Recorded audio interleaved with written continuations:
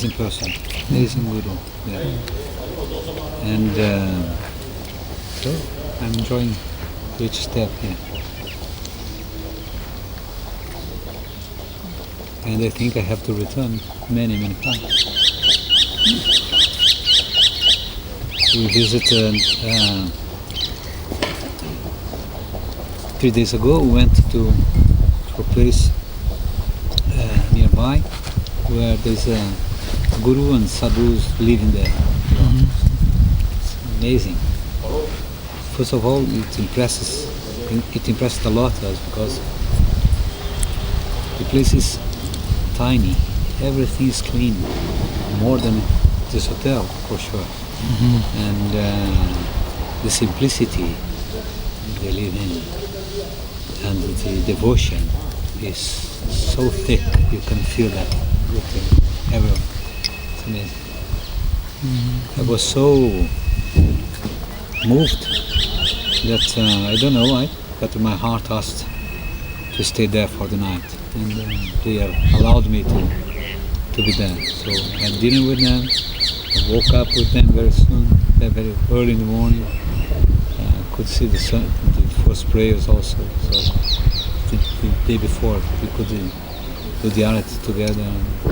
Yeah, amazing. Interesting. I never thought of that.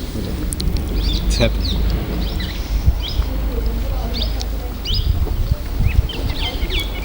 And thank you for allowing me to join the group. Just I promise to be very quiet, just observing and feeling.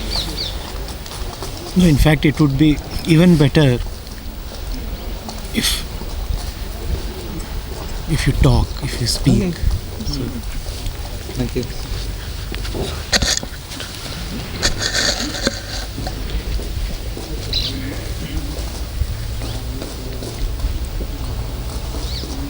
When we meet in our office, Joydeep just mentioned we do that twice a week.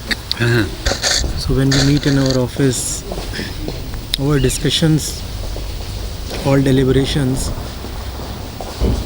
center around life, mind, the way we look at things, how we perceive, what we want, illusions, then facts.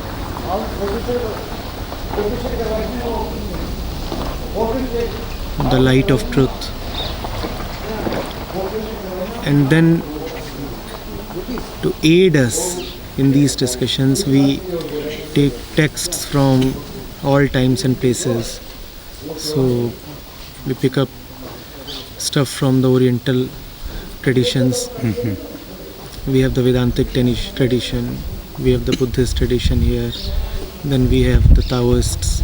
We also take stuff from the Abrahamic traditions, so the Sufis.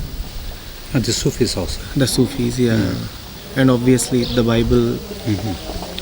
That is how we proceed. So the camps happen twice a week in the office, and then occasionally, once a month or so, we go out to a bit of a remote place for a period of around a week. And we organize our learning camps there. And we intend those places to be very secluded, manless, civilizationless, almost a jungle. And outside the studies, you provide Mauna, you keep silence or no? The emphasis is on the essence of things. So Mauna at the surface level is just wordlessness, which is good initially as a tool, because the mind's tendency is to remain busy and act. Words are a form of acting. So to go against the tendency, is to size up the tendency. But that is all. If Mauna means wordlessness, then that is all one can do. It remains a little bit on the surface, though useful. It is useful even then. So when we take up silence, we try to let the inner silence let us know the real meaning of silence, what really silence is. To leave silence. To leave silence. To live silence, yes. And the living of silence may actually involve lots of words. Yes. Okay. One may speak the silence within, and that is beautiful. The entire rainbow is available, emanating from the core of silence. Hardly ever have we practiced silence. I do not remember. Have we ever practiced Maun? Never. Yet silence pervades everything that we do, all that we talk of. So that's the way, be it silence or inquiry, self-inquiry, I mean, or truth or love. Those old culprits, the spiritual subjects, joy, freedom. The emphasis is on coming to the essence rather than just the functional aspect of it. That's how we see it.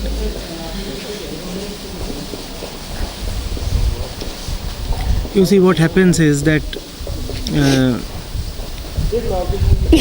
when one is looking for something,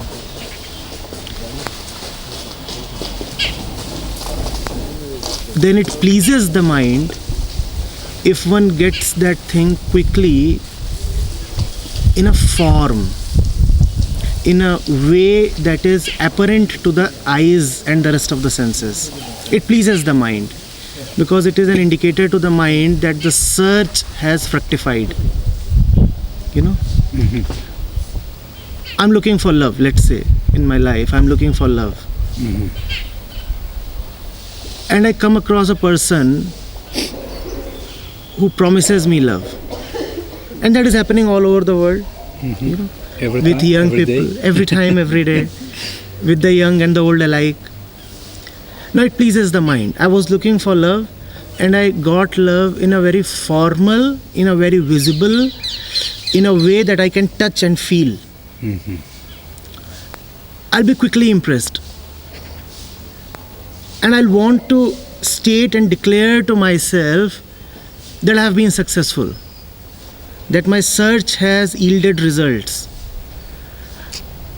And I'm not really wrong.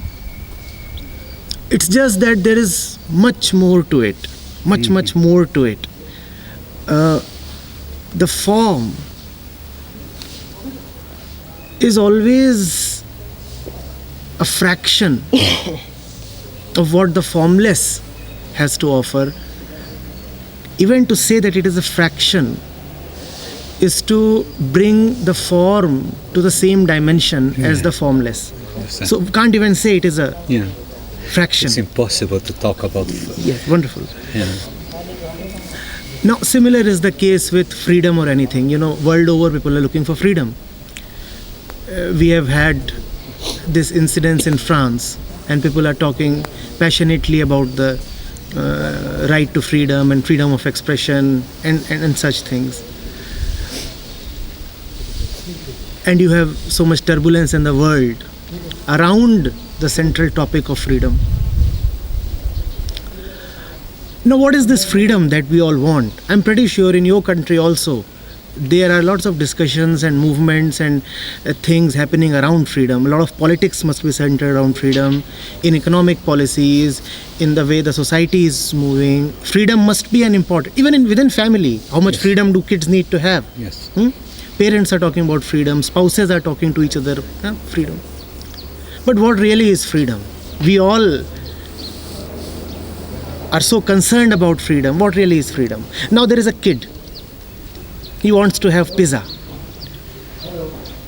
For him, that is the only thing that freedom means. And if he gets that pizza, it's a very clear, formal, direct expression of freedom, and he'll be happy. He'll say, freedom, I have received freedom. And freedom is in my hands. I'm eating, biting, chewing, swallowing freedom. It's running in my veins, in my blood. And it all appears so real because, the pizza, freedom in my hands. But is that what we are looking for? Will that satisfy me? The pizza industry would greatly suffer if a pizza means freedom. Because if one pizza means freedom, then after freedom, one should not require anything else. The next pizza should never be ordered. Yes. The entire industry would come to a close. Yeah. The reason why the industry runs is because it is not freedom. So that is the handicap one faces in the spiritual pursuit. And we all are spiritual seekers. Every pursuit is a spiritual pursuit. We all are spiritual seekers. But that is one handicap that we all face, which is to take the shape of things, the form of things, and attribute them, call them, name them as the essence of things. Simplicity, for example. I'm elaborating on this because this is something that I deal with daily. So, simplicity, for example. Now, what is simplicity? Is it a matter of the kind of clothes that I wear? Is it a matter of the kind of food that I take? Is it a question of the words that I choose in my language? What really is simplicity? Is it something that is visible to the eyes? Is it something that one can write a software program, a code, that if you find this and this, then call the man or the behavior as simple, otherwise label it as complex? What really is simplicity? These are the essential questions, I think, and one must go into this. You talked about returning from India.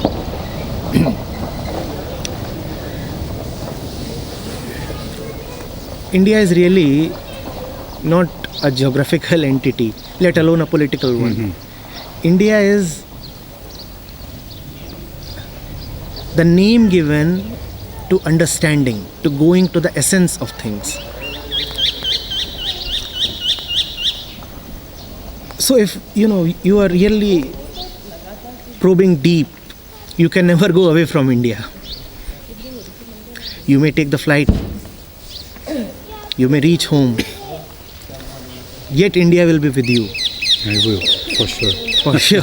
For sure I will. Because India stands, and tomorrow the political entity may suffer a breakup and things may happen. Life is unpredictable. One never knows what may happen. But India is beyond that. But India is really beyond that. And India stands for going right to the core, the Atma of things. Self.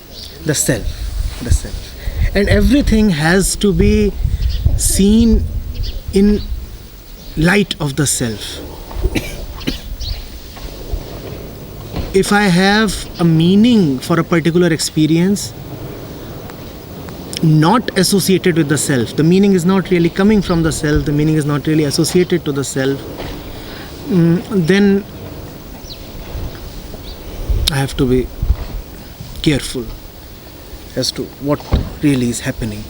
So if I say simple, then only the self can be simple, and the self is attributeless.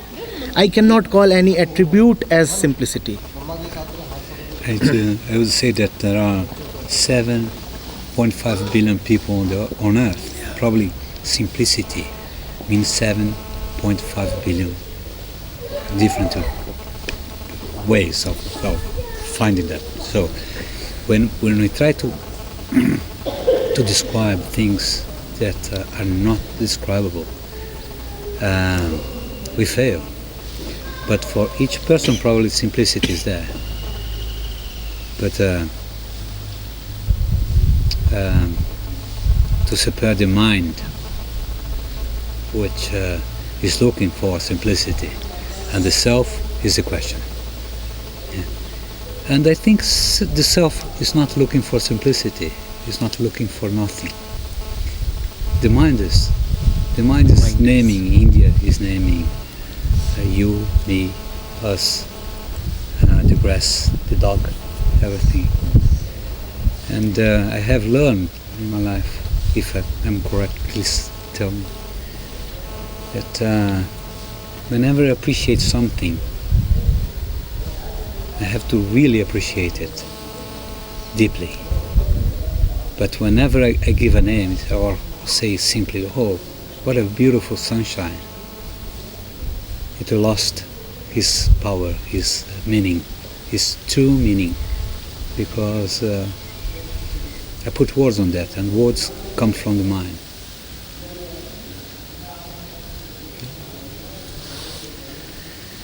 So, what I'm experiencing here is beyond the words. But I still need the words to go through this. It's amazing, contradictory, but it's true. As no words is true also, but I still need that. I still need words to define something. Is there a way to get rid of that?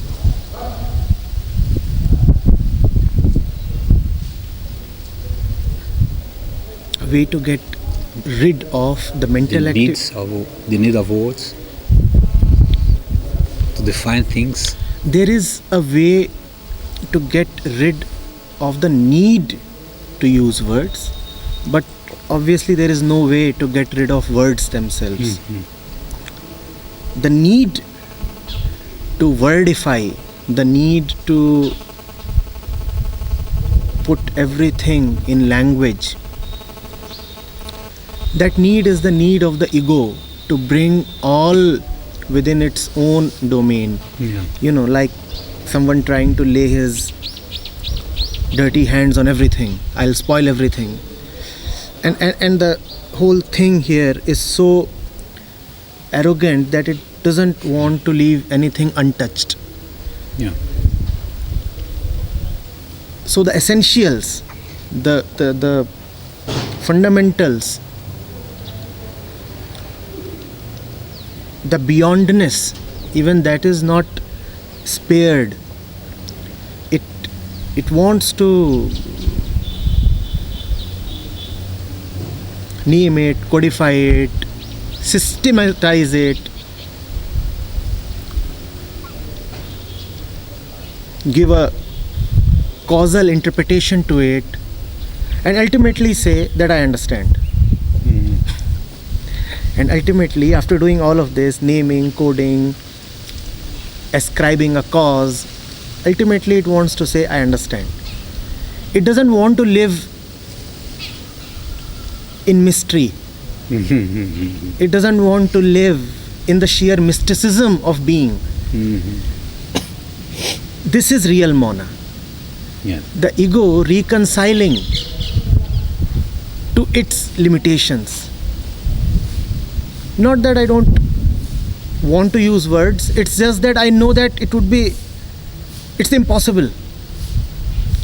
And if I attempt naming it, then I would end up saying something that I really don't intend to say.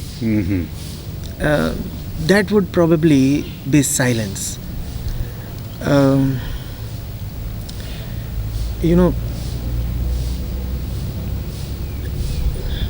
In a way, words are like envelopes, or so do I understand, that they are like envelopes. One needs envelopes, but there must be a worthy message within. And within is the core, the essence. the Atma or the soul. If words are being powered from there, if there is a very direct connection, then it is wonderful. But unfortunately, especially in the spiritual world, what one finds is empty envelopes. Beautiful envelopes, but really not connected to that. Really not connected to that. And just by looking at two envelopes, it is quite difficult to say which of them carries the letter. The letter is coming from there. You never know.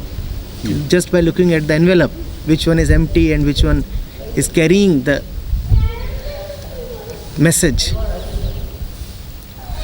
So, so much has already been said by way of words. There is hardly anything that has not been said. There is hardly anything that is remaining to be said. There are more than 700 texts on Vedanta alone. Today we were discussing the Tripura Rahasya. There are libraries of Buddhist scriptures. Then there are, texts from other traditions. And we have contemporary masters whose recordings are available. Words, more words. And yet the world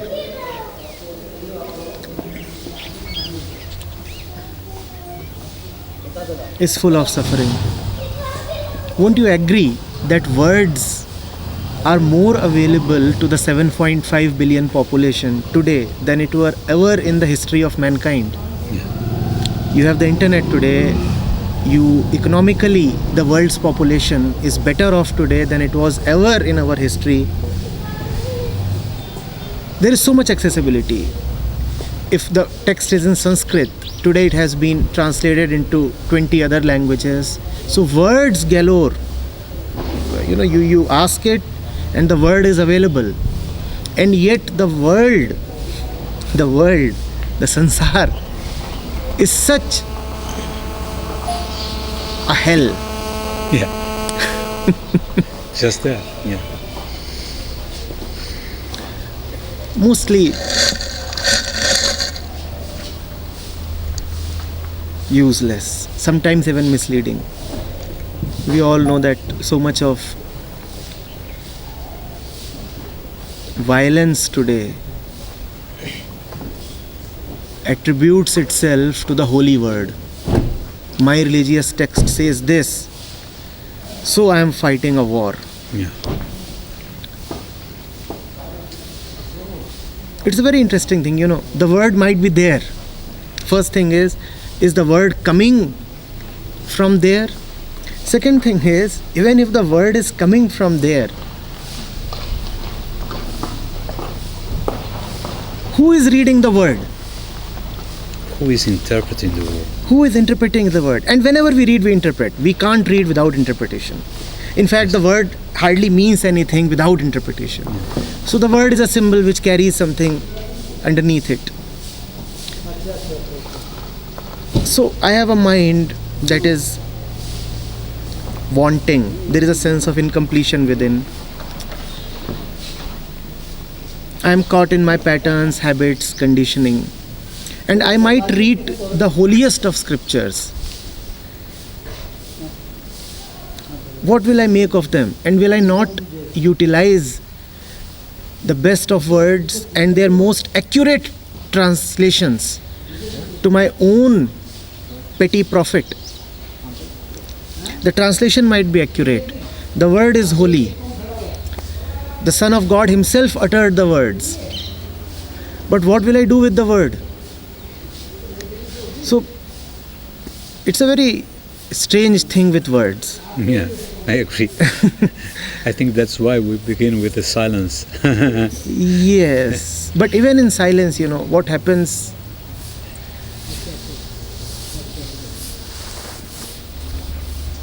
You have the uttered word and you have the unuttered word. Can we really call the unuttered word as silence? So, we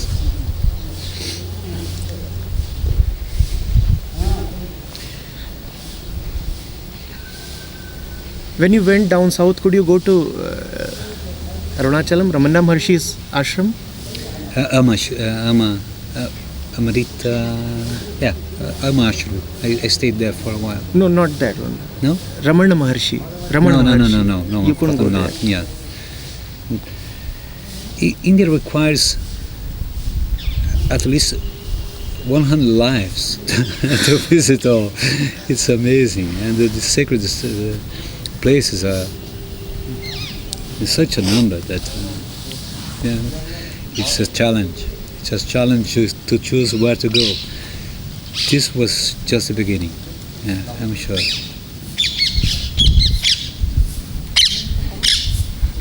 And this place is. Why did you choose this place to study this? We really didn't know. In fact, this week we felt that we need to go somewhere, and this happened to be close to Delhi. That was it's very traditional in terms of Vedic studies as well. Because I think Arjuna family was here.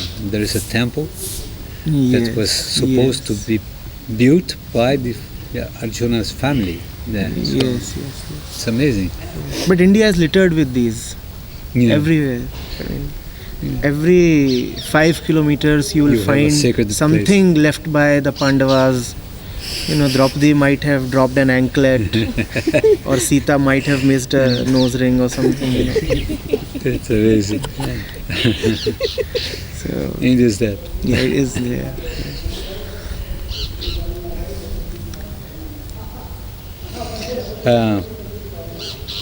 Do you bring Kabbalah also to your studies? Kabbalah, the Jewish tradition? Kabbalah. No, not yet, but we have read the Jewish scriptures, just as we, read the New Testament or the Bhagavad Gita. So in that way. Kabbalah, it's amazing how many ancient principles in India are there also. Zohar and all the sages from Judaism there. So it's amazing. I'm interested. I'm not Jew, although I have a daughter who converted to Judaism last year and living in Jerusalem. Okay. Her choice. And but I think there are so many similar things with the Indian. Which religious traditions have you studied? Some. Studying superficially and comparing things. But the many teachings of India is everywhere. It's beautiful to realize that, isn't it? Interprets everything. All religions are. It's amazing. Right. But Vedantic scriptures, have you read a few of them? The Upanishads? In reality, I have a book in Portuguese now, translated. I'm reading Bhagavad Gita as well. I don't know, including this, I have to ask you if you consider the author a good one or not. But I will do that later. You're referring to a translation of the Bhagavad Gita? Yes. We would want to have a look They have a at it. transliteration of the Sanskrit. And then the commentaries of the commentaries in Portuguese. Yes, that's in Portuguese. In Portuguese, but it's a translation from English, the original English. Does it have the English part as well? No. The book that you're referring to. So there is only Sanskrit and Portuguese. Sanskrit and Portuguese. Would be difficult for us to know. Yeah. But maybe you know the author. Maybe. I'll have to look. I'll ask you later. I'll have to look. Because we have to be careful also when choosing a book. Oh, we have to be very careful, very careful. There is so fantasies about everything. Yes. In fact, the Bhagavad Gita especially, I think it is the number one text to be misquoted, misinterpreted, and utilized for one's own, call it ulterior motives or egoistic motives. There must be not less than 200 prominent commentaries on Bhagavad Gita. Prominent ones I'm referring to. Yeah. Anybody with a spiritual hobby firstly wants to write a commentary on the Gita. So if I am somebody, then I must have written something on the Gita. And it's all hogwash, most of it. But yes, the other thing that you referred to is the delight of the spiritual seeker. When you see that what Krishna is saying in the Gita sometimes matches even verbatim with what Jesus is saying. Yeah, absolutely. It gives you a very different kind of a high. Yeah. And if you go to the Sufi tradition especially, Also, yeah. You're talking of a Rumi or Rumi or a Farid, and you look at the concurrence of their words. On one hand, with that of sage Ashtavakra, on the other hand, with that of a Kabir or a Mira or a Nanak, and you do not know how to explain it and whether it needs to be explained at all. It's all coming from one source, and it's mystical. Everything matches so nicely with each other. Here, one of the within Advait is the name of the organization that we belong to. One of our favorite activities is just picking up nice pics from nature and making posters. And one of the things that I am seeing these things happen is people are making posters containing verses from two different sources. And the sources are totally disjoint in terms of their authorship, the nationality, the ethnicity, the tradition, the culture, and might be placed thousands of years apart, and yet the message is just the same. And it's so very beautiful to put both of them together on the same, Buddha and Lao Tzu. And you have one of the things that Moses might have said, and here in India something that a Kabir might have said, and they both are fitting in so nicely together. Yeah, it's interesting because recently I learned an ancient Vedic principle.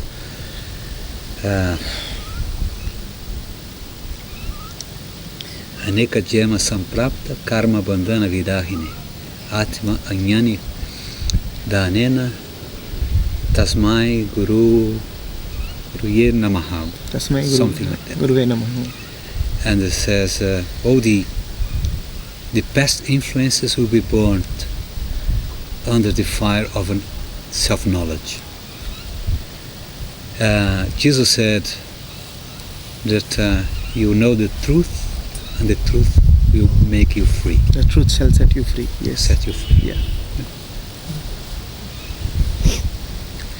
Almost every proverb there, attributed to Jesus, almost all of his prominent sayings will have an Upanishadic counterpart. I must not use almost. Every single word of Jesus is in its entirety completely present in the Upanishads. Yeah. And I think the same can be said about the Kabbalah. What Jesus said is absolute Kabbalah. Absolute Kabbalah, right. And that was there, how many years before Jesus? 600 years before Jesus? More than that. More than that. Yeah. And there is no way... They said that the first Kabbalist was Abraham. And there is no way it could have been passed on to Jesus as knowledge. There is no way he heard of it or read it. Yeah. It's difficult. there one might find some historical possibility that because he belongs to the same lineage of prophets, Yes. Yes, I as know. as the Jewish prophets. Uh-huh. But what do you say when Jesus and the Indian rishis have so much in common, placed 4,000 kilometers away and 4,000 years away? Yeah, and I think the answer is that they all got that from the source. From the source, and that is Same silence. source, That yeah. is silence. That mourn. Yeah, That mourn. and I remember also something that Jesus said that the Catholics don't like to talk about that. But sorry, my wife, but I'm not. I don't know.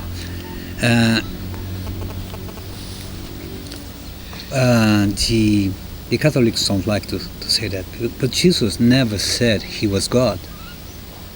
Mhm. In reality, he said the Father And the Son. Yeah. we are One. one. We are one. Yes. Yes. Yeah? Yes. But if you go to any saint in India, it's the same. They were one with God. One with God. Yeah, were directly linked to the source. So In fact, they don't even say that we are one with God. Essentially, what they say is there is only God. yes, that's right. The reality is this. There is You're only right. God. You're right. So to say that I am one with God would imply at least a minimum separation. Yeah, you're right. Interesting use of words also. Yeah. Yeah. To say that I am one with God means that at least there is a little bit of separation. And oneness At is least not there. theoretically it is possible. And India has said there is nothing except God. yeah. So even Oneness. saying that I am God is redundant. Yeah. Yeah. Why should I say that? Yeah. Oneness is oneness. Yeah. Just one. And that which is God is not even one. And that is the principle from which, I just mentioned the name of our organization, Advait. That is the principle from which this name comes, Advait. Have you heard of this word? You surely would have. What's the word? Advait. It's a beautiful word. It means not to. Advait. Adduet. Advait. Advait. Not do. Not to. Not This to. Yeah, word, adduet. this word, Non-dual. in non-dual. Portuguese. Non-dual, yeah, non-dual. Now, if there can be a word which can be called a spiritual word, we know the only spiritual thing is silence. But if there can be a word which can be called a spiritual word, it is Advait. It is such a beautiful and such a mysterious word. What it means is stop all this seeking, stop all mental activity.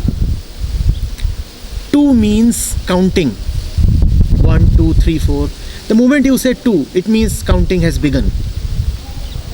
It says stop counting. That is the truth. Stop the mental activity and don't ask any questions. There are no answers. Just stop. So, not 2, not even 1, because 1 would mean that the counting is at least started. And not even 0, because when nothing is there, then who is there to call anything as 0? So even this thing regarding oneness of God, India goes a little beyond that. India does not talk of oneness. India does not even talk of zeroness. And when you are talking of Advait, which is not 2, not 1, not 0, this notness is silence. I'm not allowing the mind to make any images. 2 would mean the entire diverse universe with all its infinities, infinite numbers, this and that, diversity and whatever. 1 would mean something to worship, one God. And that would mean a very fundamentalist kind of behavior. And by fundamentalist, I do not mean going to the real fundamentals. When I say fundamentalist behavior, you know what I mean. Yeah. The deep meaning of. Yes. So, not even 1, because if I say there is one God, you know what that one God becomes? It becomes one my personal God. Yes. I say there is one God. But what is that one God? My God. 7.5 billion Seven. gods. Wonderful. So one God is 7.5 billion gods. And that would only need to conflict. 7.5 billion possible conflicts and all the permutation combinations. India says, even using the word God is not really good for you. And that is silence. I think that's why many Kabbalists and the Judaism don't even allow people to say the name of God. Wonderful, wonderful, wonderful. And this has been And said by a when few they Buddhist want monks. to as well. refer to God, they say Hashem, the name. The name, wonderful, wonderful, name. wonderful, wonderful. But this is a beautiful method which will be co-opted by the ego. So they won't say God, they'll just say Hashem. You know, there is Brahm, there is Allah, and there is another new name. The ego is such a trickster. Yeah, of course. It will co-opt I want to be everything. distinct. My God is distinct. And distinct, Your and God. distinct, and distinct, and distinct.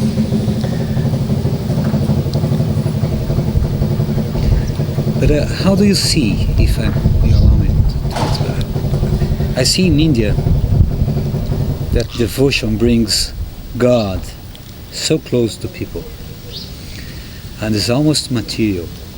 You know, these relationships is so straight that I think sometimes God will leave the temple and Krishna will live there and show to the devotee there, because it's so, the proximity of this devotion is so high, so intense, so deep, that amazes me. And I like it. I don't know why, but I like it. Really, it's a way of relating to God in a very special Is way. this relationship really at the atmic level, or is this a relationship just like our many other relationships where we have husbands, friends, sons, wives, God, I want to point out a few things. If you look at basic human behavior, and I'm an Indian, I love the essence of India, I live by it. Yet it's very important for me to point out a few things.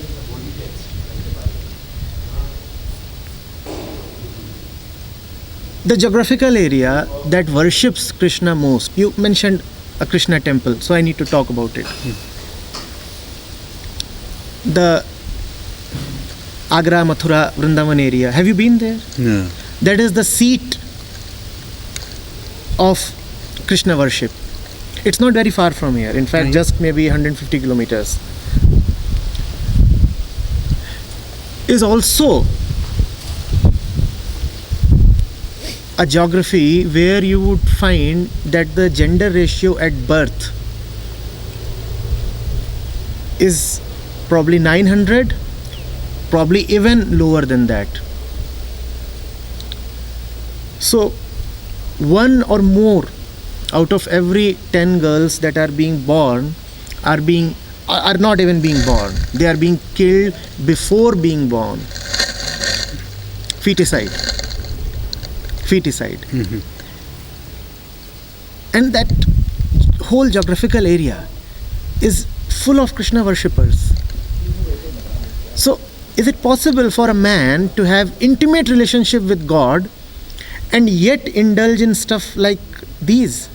Yet indulge in this kind of behavior? Is India really as spiritual as it appears on the surface? Yes, we have, a Draupadi temple and a Sita temple and a Sudama jhanki and stuff like these littered everywhere. But do you really think that people here are really, they might be following spiritual, religious traditions, but to follow a religious tradition, is it the same thing as really being spiritual? No, of course not. To be awakened is... It's an entirely different thing, don't you think so? Huh? You forget the economics. You look at aspects of human behavior and human development. And I find it so unfortunate. I feel sad that my country lags behind. No, I'm not talking in terms of how many factories we have or what is the GDP of this nation. I'm talking about the basic internal compass which is missing.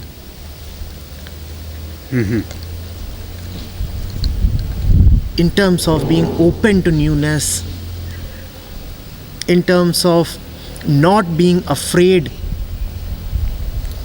in terms of really being simple and not being ostentatious.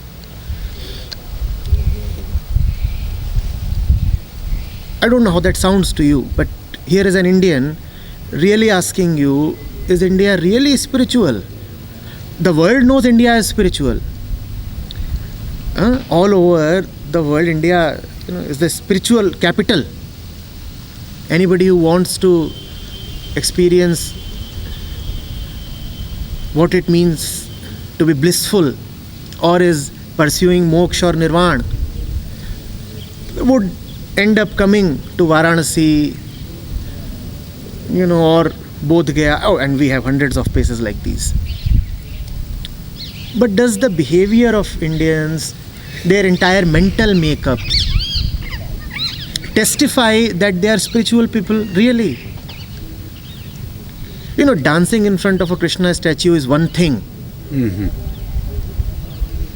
And living life as per the essential Gita is a totally different as thing. As Krishna thought. Yeah. And Krishna says, live in the present, forget the fruits of your action. Do not be the doer of your action. Vest everything that you have in me. Do you find any of that in Indians, really? I don't know. I don't know so much India to say that, but I think Indians are humans, like Brazilians, like Catholics, like Jews, like worshipping is one thing. To live by the word is another thing. Yes. And that's why I think a famous Kabbalist once asked by a disciple if he could summarize all the knowledge he had in just a few words while he could stand with one feet on ground. What he would say, and he said, do to your neighbor what you want to be done to you. All the rest is rhetoric. Never mind. So this is living the world. Living the world, yes. That's why I think spirituality is in there. Yeah, even if you are not a spiritual person, but if you try to improve yourself every day. I have another friend that said, we are not on earth to be good. We are on earth to be better. We are alive to be better, not to be good only. Yeah. So, if you live that, even if you don't believe in God, you are doing a spiritual work. Actually, God never says, come and believe in Yes, me. he doesn't need that. God only... He doesn't need that. Yeah, I do think that he wants us to do his job. Yeah. Let's put it this way. If we don't do our job, we will allow God to do his job. Yes. We are too busy with taking the job upon ourselves. Yes. And that is doership. Yeah. We don't need to do God's job. And it's interesting you're saying that Krishna said that. I believe in reality that there is a doing, but not the doer. There is the thinking, but not the thinker. Wonderful.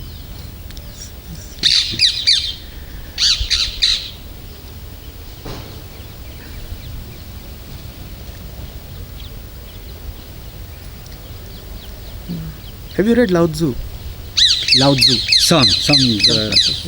What is said applies to the world very nicely, and especially to India. He said, when the real thing is no more, then the word becomes very loud and prominent. When love is gone, then you will find people talking a lot about love. When truth is gone, Yeah. then you will find Perfect. Yes. people talking a lot about truth. Yeah. I'm really sad my country talks a lot about God. I understand. You must infer what that means. Yeah. Lao But, Tzu says when a thing is missing, then there is a lot of talk about it. This country, my country, talks a lot about God.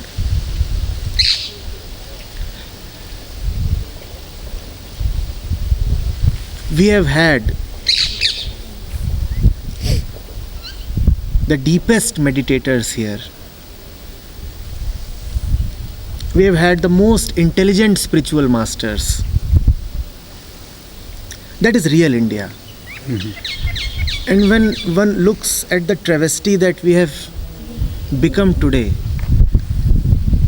one wonders how is it possible that a land from which the Upanishads came, a land from which the Buddha, Mahavir,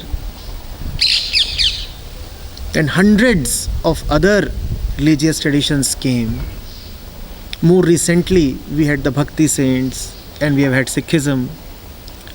And if you read them, their scriptures, you would be delighted. Delightful. And then you wonder, how is it possible that in a land where all this happened, so much of debauchery is there at every step? You answered before. The ego likes to do that. Yeah, It's probably. lila. It's Leela, yes, yeah, it's Leela. If one doesn't believe in Leela, he has to come to India. Yeah. So, But anyone who believes in lila can do everywhere. Because lila is there also. Leela is there as well. It's I don't deny everywhere. that. I do not. It's See, in Brazil. It's in there is no Argentina, way everywhere. I am saying that the rest of the world is better. Of course not. What I am asking about is that given the historical background that we have had here, how is it possible that we have come to this state? That is the question to be asked.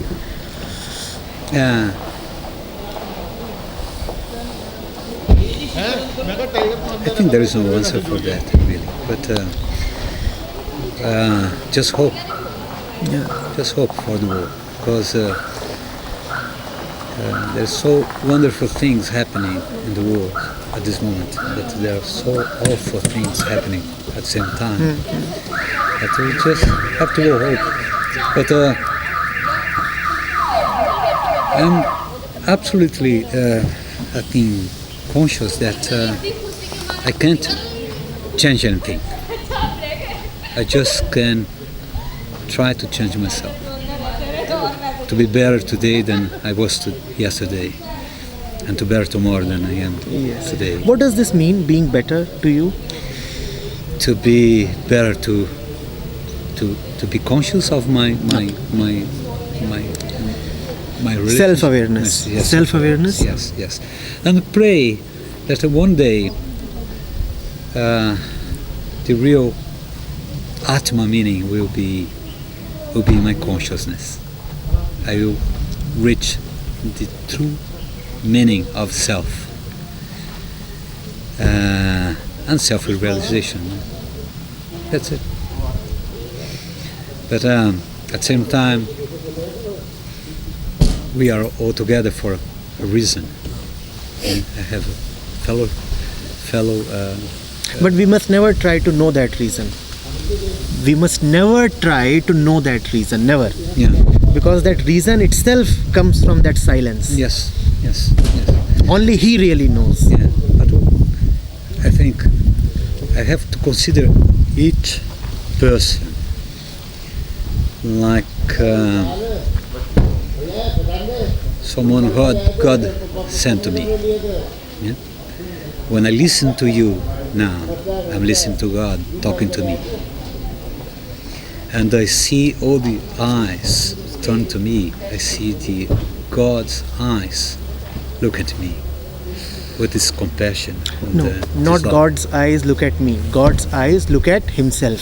He himself. Okay. This is a subtle way of the. Very good. Yes, thank you. Let God look at himself. Why Yeah. should I intervene? Yeah.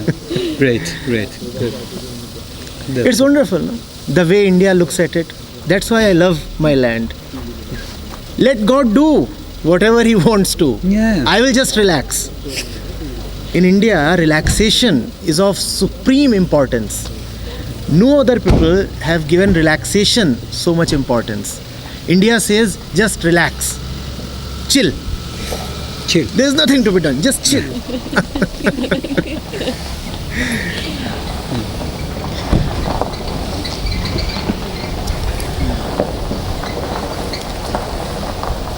Oh, beautiful. Thank you for sharing. Oh, thank you this for coming. and, thank you for Thank you for coming. allowing me to steal him from you. And I was supposed not to talk before. So thank you enormously. And I hope sincerely to meet you all in Delhi one day. Yeah, sure. If it's possible to go to a meeting of you, or when you meet for a week and I will be here, Yes. I'll be more than happy to join you if it's possible. And whenever you go to Brazil, it's an adventure, I can guarantee you, because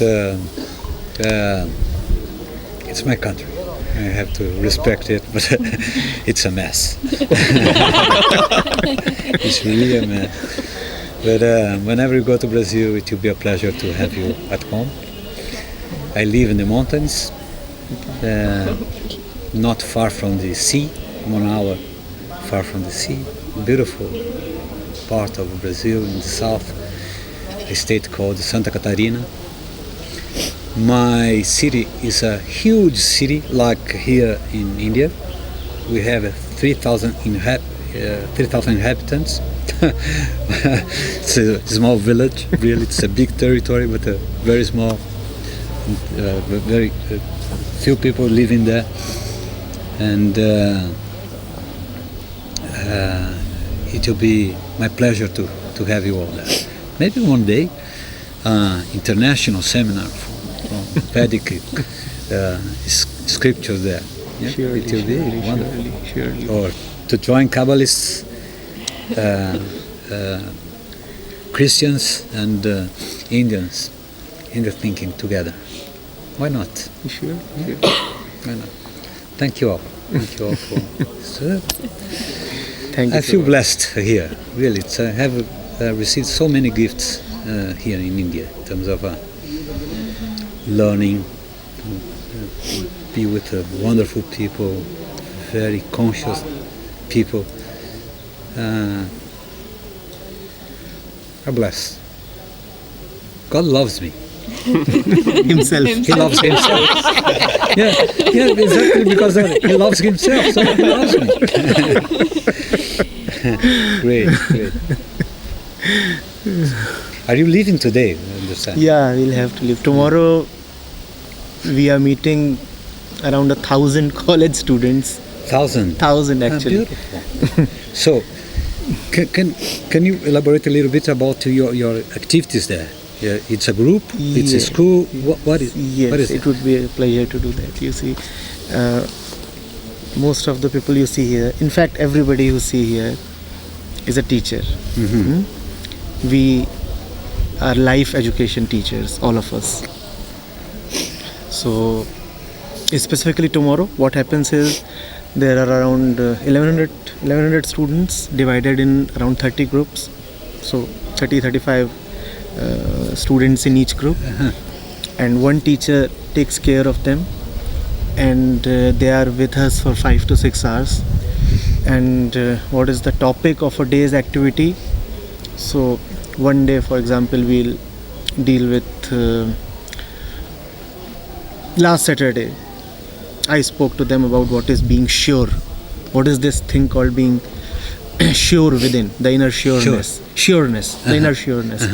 You know, we are usually in a doubt. So what is this thing about being sure? Someday we talk to them about what is it about being serious, or what is freedom, or what is love. And that is not done in a very pedantic way. There are activities that are constructed that take care of these things, sometimes little obliquely. So we'll probably have an activity which deals with personality and individuality and the relation between them, and the name of the activity might be Painted Faces Million Colors, something like that. And there are these kids who are aged between 18 and 23, 24. That is the age bracket that we are looking at.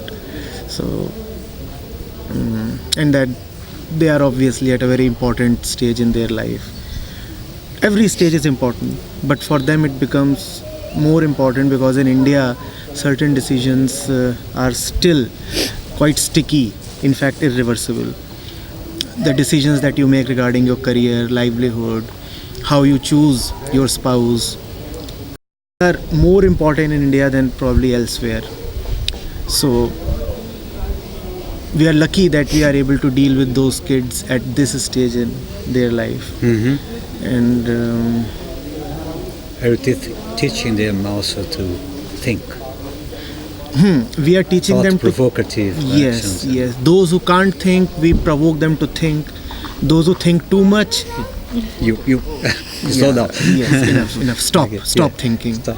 Mostly we have to tell them to stop thinking because this current generation here across the world and in India is diseased by mental activity, excessive mental activity. They are thinking, planning, collecting knowledge, organizing this and that is happening all the time. So and that is what happens on Saturdays. Similar things happen the rest of the week. Saturday would be one particular place, rest of the week would be a few other places, and that's how we run our projects. And everything happens in the college or university campus. Go there, talk to the students. Any practice in terms of meditation or something? No. The practice is in terms of self-observation. Self-observation. So students have to observe the world around them and within them and write their observations daily. Observe, write, and then the teacher has the option to comment on it, clarify it, or probe and ask for more of the same stuff. And that is the practice that we follow. Self-observation by way of we utilize WhatsApp to a great extent. So we make these WhatsApp group consisting of students, and the student has to come and write something, and there might be a reply here. And we also talked about that poster making thing. We use that as an instrument. The fire of self-knowledge. Yes, the fire of self-knowledge. You have taken that word to heart. It's a beautiful phrase, the fire of self-knowledge. You know what the Upanishads say? They say self-knowledge is the fire that burns all rubbish. All and the past influences. Yes, and then it also gets exhausted by itself. Are you getting it? Yeah. It's they say that it is like a burning stick. In fact, specifically what they say, that it is like the funeral pyre. The funeral pyre. So you have a lot of wood on which the dead body is there. Now what will the wood do? Yeah. The would burn away all the deadness, the dead body that is there, and then the wood itself won't remain. The wood would be gone, the body would be gone, and the fire also would be gone. What rests? And nothing remains. What remains? Yeah. Silence. Silence. God. Yeah. Beautiful. Oh, thank you. My gratitude, really. I would like to have any contact. Yes, some sure, contact. sure.